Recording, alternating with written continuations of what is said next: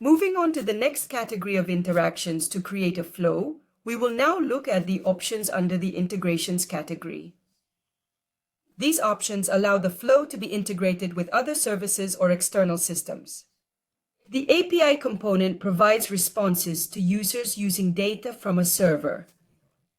Depending on the API configuration, it is possible to define parameters and responses. This option allows adding the parameters that will be sent along with the API request, such as identifiers or mandatory filters. And from here, we can configure how the data received from the API will be managed and processed within the flow. To configure the API within the node, we must enter the URL. To do this, we select Edit to the right of the node and then paste the API address here.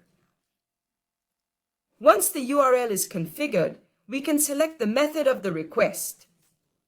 Options include get, post, put, and delete, depending on the operation we need to perform.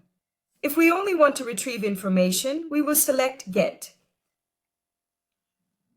In the headers section, we can add additional settings to indicate how the response should be handled. For example, if we select accept, with the value application JSON, we can get a response in JSON format. In addition, it is possible to add variables and more headers if necessary. Let's move on to the email option.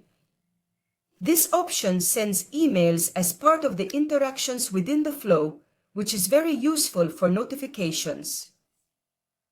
We can configure the following fields. Recipients. Here we enter the email addresses of the recipients. We can add several addresses separated by commas or press enter after typing each address.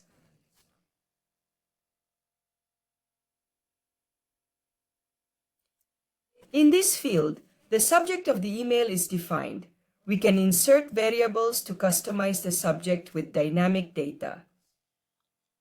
Then in the body, we write the content of the email. We can format the text with basic editing options such as bold, italics, underline, lists, and links. We can also insert emojis or variables. And finally, the spreadsheet option. This option allows us to write data to a spreadsheet directly from the flow. It is possible to use this node to store user responses or any other information in real time, organizing the data in specific columns of the spreadsheet. To configure this node, we select Edit. This side menu is displayed where we can enter the ID and name of the spreadsheet. The ID is obtained from the URL of the Google spreadsheet, and the name corresponds to the specific tab of the file where we want to save the data. For example, Sheet 1. In addition, we must ensure that we load the JSON file with the service account credentials and that the service account has permissions on the spreadsheet.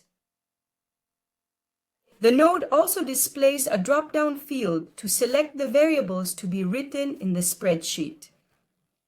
These variables should be organized in the order in which they will appear on the spreadsheet. It is also possible to add other context variables if necessary. Good. Next, we will see the options available under the Responses category.